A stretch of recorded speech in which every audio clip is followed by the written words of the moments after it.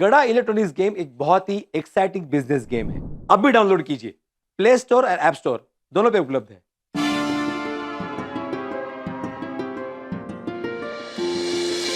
वो तेरी ये कुरियर की लिस्ट तो लंबी होती जा रही है। हाँ यार, अगर इतने सारे लोगों को कुरियर करने जाएंगे ना तो बहुत खर्चा हो जाएगा। और पैसे देगा कौन लेकिन उसके? भिड़े अंकल।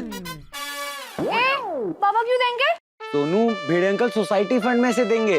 अच्छा फिर ठीक है। ये बच्चों की जिद तो बहुत महंगी पड़ेगी। बड़े जिद्दी हैं ये लोग। बचपन में हम भी इतने जिद्दी नहीं थे। हाँ ना। नहीं मिलेगा प्रसाद। हाँ। अरे प्रसाद नहीं दे रहे, गोकुल धाम सोसाइटी में हो क्या रहा है? चलो। अंकल सॉरी, अंकल वो एड्रेस है। ऐसा कब तक चलता रहेगा रूपा? पापा खा लो ना प्लीज। हाँ पापा, एक तो लड्डू खा लो। मैं फिर से समझाती हूँ बच्चों को। क्या मान जाओ, ऐसे जिद मत करो। गणपति बापा ऐसे सच में लड्डू नहीं खाते। हाँ, वो कैसा है बच्चों, लड्डू गणपति बापा के सामने धराए जाते हैं। हाँ, गणपति बापा उसे देखते हैं, फिर वो प्रसाद की तरह लोगों को दिया जाता है। हाँ, ये प्रथा है। चलो अभी जिद छोड़ दो और सबको प्रसाद बांट दो बेटा। हाँ। नहीं मम्मी, चाहे जो भी हो जाए, हमने पूरी रात भर जाके गणपति बापा के लिए लड्डू बनाए हैं। देखना, गणपति बापा ये लड्डू पक्का खाएंगे। हाँ, और एक बार गणपति बापा ये लड्डू खा ले, फिर हम सबको प्रसाद बांट देंगे। हाँ। वीर, सुबह से यहाँ तुम दोनों बैठे हो, अब चलो चलो घर चलो। गणपति बापा को जब लड्डू खाने होंगे खा लेंगे। चल चल लाडो।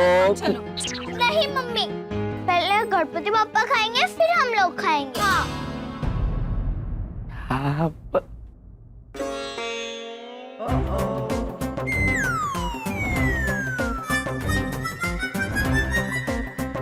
क्या करे बच्चों का? बच्चों ने तो कैसी जिद पकड़ ली है। मैंने भी नहीं समझ रहा है रूपा, तो करे क्या? ऊपर से सुबह से कुछ खाया नहीं है वो बच्चों ने। मुझे तो बड़ी टेंशन हो रही है रतन। बच्चों ने सुबह से कुछ खाया पिया नहीं है। अगर उनकी तबीयत बिगड़ गई तो रतन देखो उनकी तबीयत नहीं बिगड़ेगी। शांत हो जा रूपा। इसमें थारी तबीयत बिगड़ जाएगी है। और सिर्फ टेंशन लेने से क्या होगा? इनको समझना चाहिए, इन्होंने जिद छोड़नी चाहिए। ऊपर से दूसरों को परेशानी हो रही है, वो अलग। हाँ वही तो, हमारा पहला गणेश उत्सव है सोसाइटी में और हमारे बच्चों की वजह से किसी को प्रसाद भी नहीं मिल रहा। बताओ तो ये रतन, आपको क्या लगे ये सोसाइटी वाले क्या सोच रहे होंगे हमारे बारे में? क्या लगे? मुंह के बोलूं? क्या सोच रहे होंगे वो बोलो। अरे मने क्या पता क्या सोच रहे होंगे वो लोग। अभी तू वो छोड़, बच्चों के बारे में सोच। किसी को प्रसाद ही नहीं दे रहे।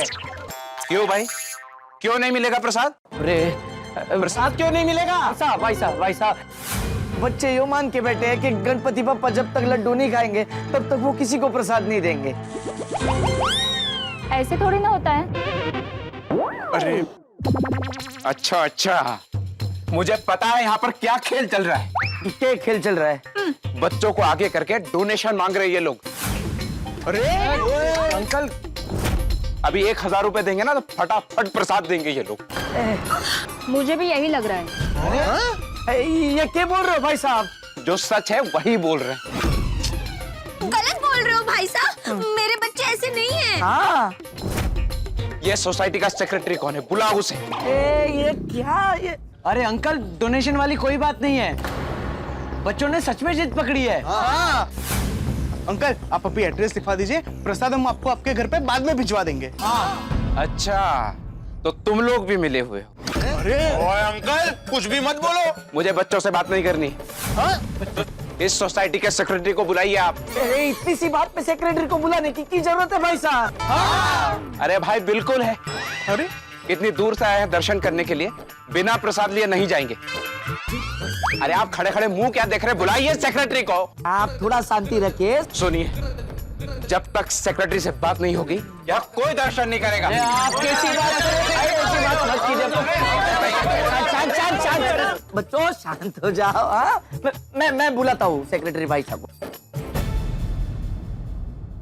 आ गया भाई, आ गया। मैं हूँ यहाँ का सोसाइटी का एकमेव सेक्रेटरी आत्माराम तुकाराम भिड़े। क्या हुआ? इनको आपसे बात करनी है। हाँ बोलिए। बच्चों की जिद के नाम पर आप प्रसाद नहीं दे रहे हो। और ये सब आप लोग डोनेशन के लिए कर रहे हो ना? डोनेशन? क्या कुछ भी बोल रहे हो भाई साहब? हाँ। कुछ भी नहीं, बल्कि सही बोल रहा हूँ। क्या हुआ? एक मिनट, क्या हुआ? आप कौन? मैं अंतर्राष्ट्रीय अखबार तूफान एक्सप्रेस का वरिष्ठ युवा पत्रकार पोपट लाल हूँ, 3 बार गोल्डन क्रो अवार्ड विनर।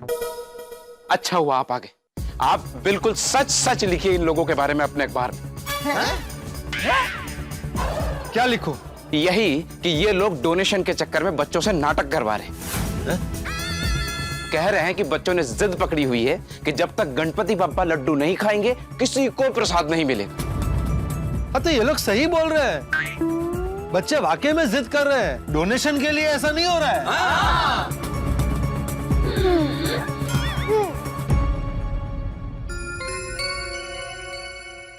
देखिए, मैं एक जिम्मेदार पत्रकार हूँ, मेरा भरोसा कीजिए।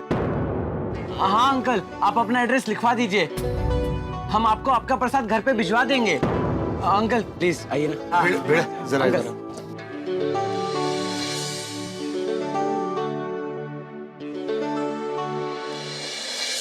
भिड़े, अब इस प्रॉब्लम का क्या करें? अभी तो मैंने तुझे बचा लिया, मतलब सिचुएशन संभाल ली, लेकिन पहली बार ऐसा हुआ है कि गणपति बापा की आरती के बाद किसी को प्रसाद नहीं मिला।